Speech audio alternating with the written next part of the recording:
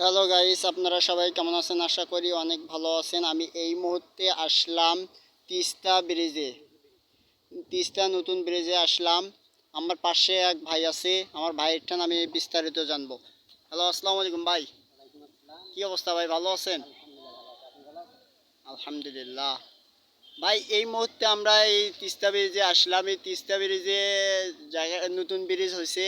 এই ব্রিজটা দেখতে কেমন ভাই? ব্রিজটা দেখতে মোটামুটি অনেক সুন্দর আছে।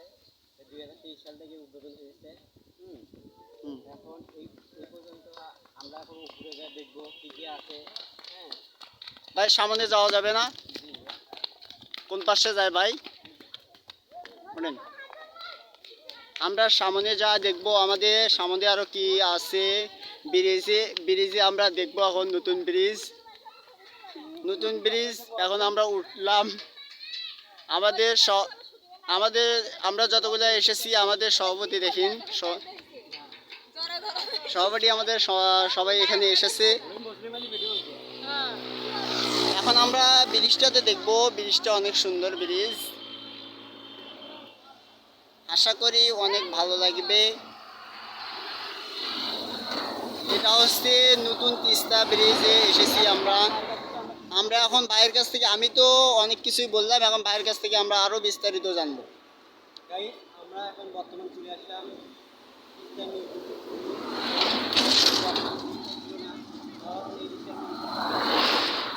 অনেক সুবিধা সুবিধা দিয়ে চলাচল করতে হয়। এখন যানবাহন হওয়ার কারণে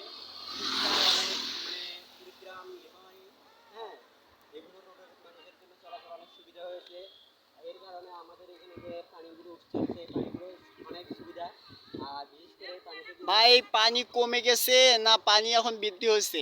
আমাদের এখানে পানি কিছুদিন আগে অনেক কম ছিল, ইদানিং হয় পানি বাড়তেছে, এরপরে আবারও বাড়তে পারে।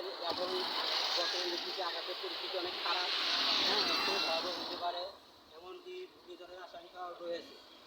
তো আচ্ছা ভাই, তাহলে ভালো থাকিয়েন।